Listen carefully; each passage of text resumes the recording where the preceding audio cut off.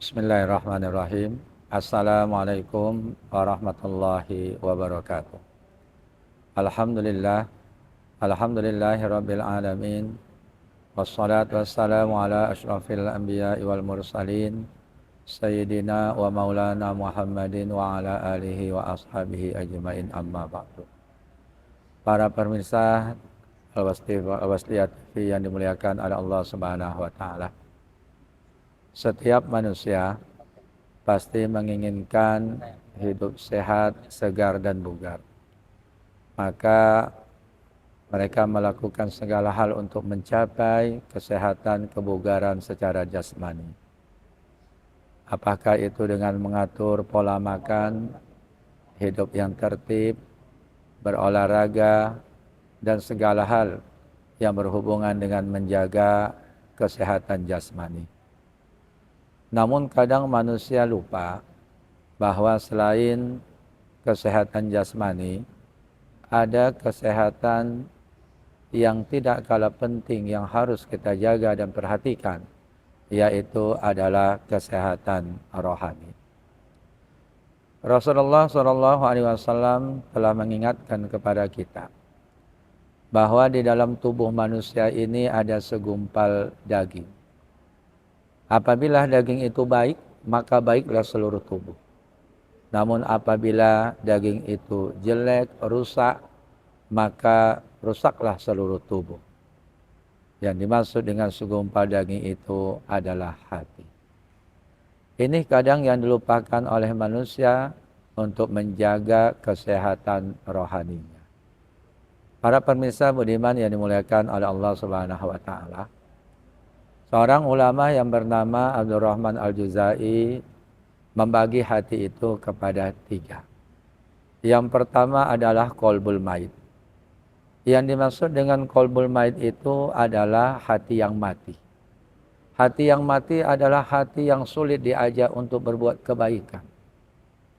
Hati yang sulit untuk diajak taat kepada Allah Subhanahu wa taala. Hal inilah yang Allah jelaskan di dalam surah Al-Baqarah ayat 7. Bismillahirrahmanirrahim. Khatamallahu ala qulubihim wa ala sam'ihim wa ala absarihim ghishawatun wa lahum adzabun azim. Dan Allah telah menutup hati mereka, pendengaran mereka, penglihatan mereka, dan hati yang kesat, hati yang kasar. Dan bagi mereka adalah azab yang sangat pedih. Berlindunglah kita kepada Allah Subhanahu wa taala. Jangan sampai kita ini masuk dalam golongan orang-orang yang mempunyai hati yang mati. Orang yang memiliki hati yang mati ini hidupnya akan jauh dari Allah Subhanahu wa taala. Bahkan dia beranggapan bahwa tanpa beribadah dia bisa mempunyai harta yang banyak. Tanpa ada agama di dalam kehidupannya, dia bisa meraih jabatan yang tinggi.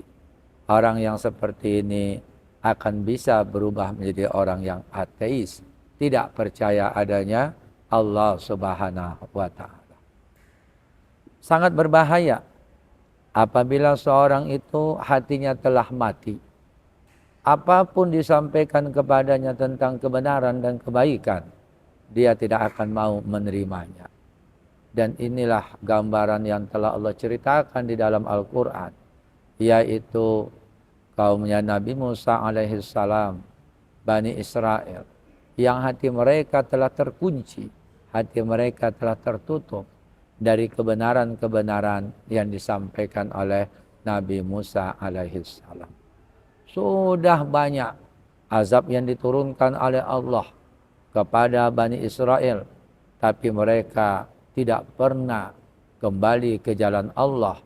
Bahkan mereka semakin sombong, semakin angkuh. Dan inilah gambaran orang-orang yang hatinya telah terkunci. Para pemirsa yang dimuliakan oleh Allah Subhanahu wa taala, ciri-ciri orang yang hatinya telah terkunci itu yang pertama adalah mereka tidak akan mau menerima kebenaran kebaikan yang disampaikan. Yang kedua, ayat-ayat Al-Quran yang dibacakan tidak ada efeknya tidak mempunyai pengaruh di dalam kehidupan mereka.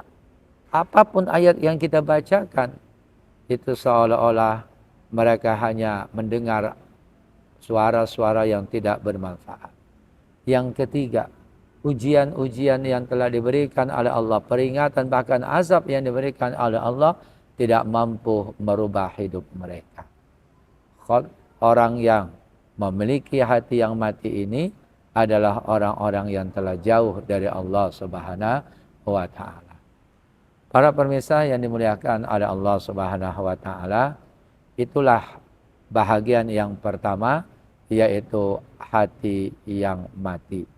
Berlindung kita kepada Allah Subhanahu wa taala, semoga kita terjauhkan dari hati yang mati ini yang bisa menyebabkan kita lupa kepada Allah Subhanahu wa taala.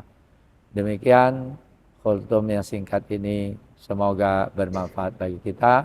Nasrun minallah wa fathun qarib wa basyiril mu'minin. Assalamualaikum warahmatullahi wabarakatuh.